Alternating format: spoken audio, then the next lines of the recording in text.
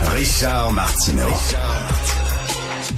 Alors, on connaît la députée libérale Jennifer McCarron. Elle n'est pas à ses premières frasques.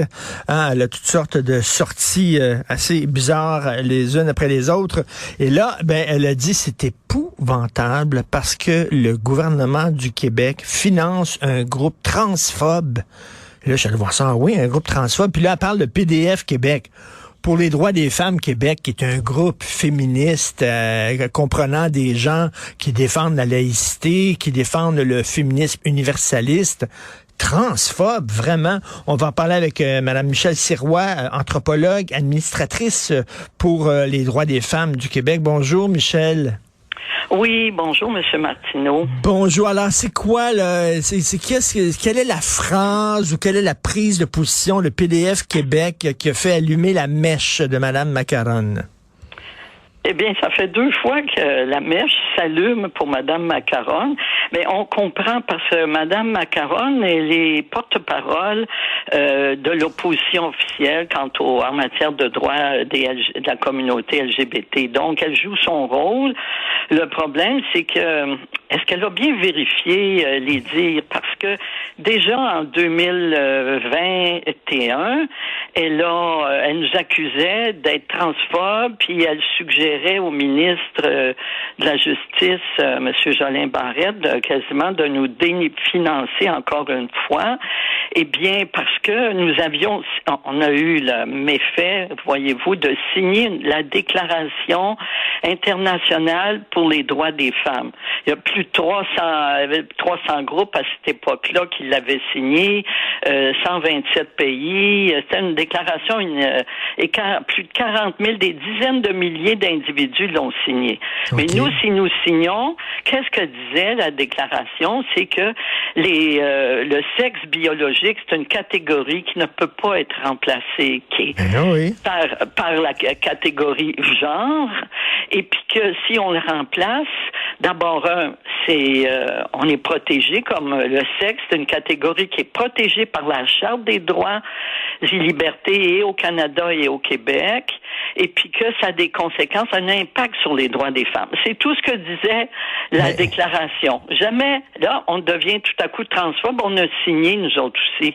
Écoutez, il y a bien du monde dans l'humanité qui sont transphobes à ce rythme-là, mais Madame Jennifer McCarron récidive encore, puis dans les propos que j'ai entendus à l'Assemblée nationale, on se reconnaît pas là-dedans. Je me demande, est-ce qu'elle a bien vérifié, est-ce qu'elle a regardé notre site et nos prises de position?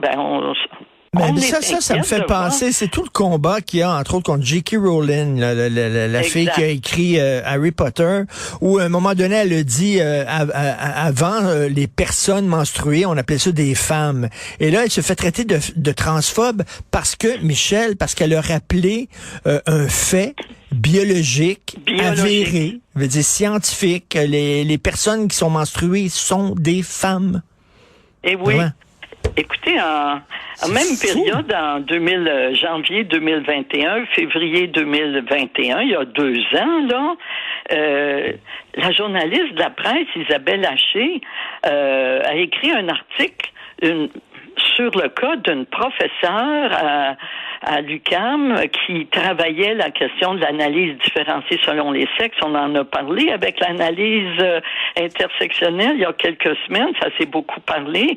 Eh bien, elle avait ça à travailler. Eh bien, il y a un jeune militant queer qui est allé constamment pendant 2 mois la harceler. Elle n'avait pas le droit de parler des hommes et des femmes. Écoutez, elle n'a pas le droit de parler hommes et femmes. Il y a bien du monde au Québec là qui serait mis au banc. La pauvre prof, elle a fait un burn-out, elle a craqué parce qu'il y a un climat de censure.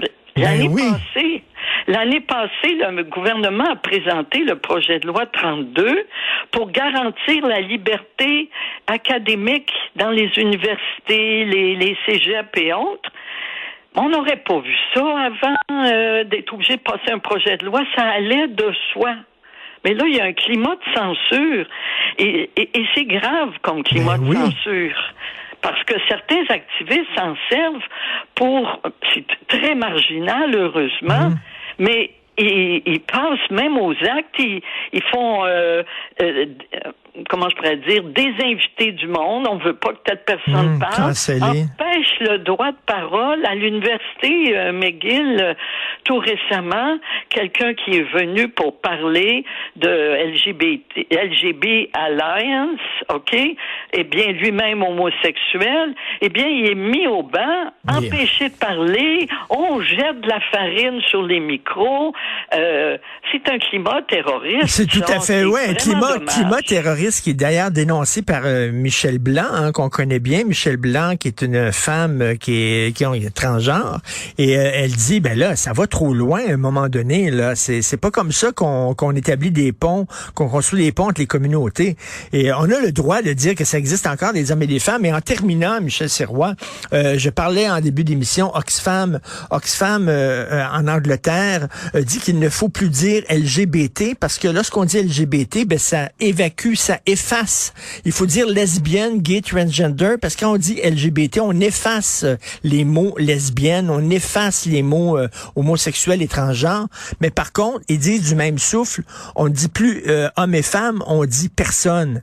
Ben là, d'un côté, on efface le mot femme en disant ça, il faut effacer le mot femme, mais il faut certainement pas effacer le mot transgenre. C'est un peu bizarre, là. Mais là, je vais vous dire que c'est assez étrange parce que il y a un mois, le ministre de la Justice a présenté un projet de loi, le projet de loi 12, pour encadrer, légaliser les grossesses pour autrui. C'est étrange. Si c'est qu'on reconnaît qu'il y a pour l'instant, il y a juste les femmes qui peuvent se reproduire. Il y a toute une industrie commerciale qui est en train de s'organiser pour utiliser, instrumentaliser les ovules de femmes, le corps des femmes, leur utérus. Et puis là, tout à coup, là, ça existe des femmes. Mais il faut les appeler des femmes porteuses, mais pas, encore on les appelle encore femmes, là, mais ça peut être une personne. Mais comme dit J.K. Rowling, effectivement, ça menace des droits et puis ça peut menacer même la sécurité. Il va y avoir une manifestation, je sais pas si vous savez, une manifestation devant le consulat américain. Les mêmes groupes qui nous harcèlent, eh bien, c'est des groupes qui s'en vont manifester contre les États-Unis et malheureusement la droite qui est montante aux États-Unis là, mais ils sont partout et ça c'est au niveau international ça. Non, c'est complètement fou. Et si je disais aujourd'hui la Terre est plate, on dirait voyons donc tu nies la science. Eh bien je m'excuse, mais dire que les femmes n'existent pas, c'est nier la science.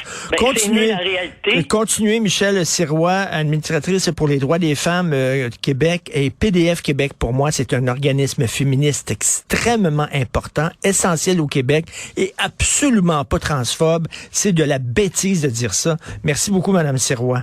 Merci de m'avoir invité. Merci, au revoir.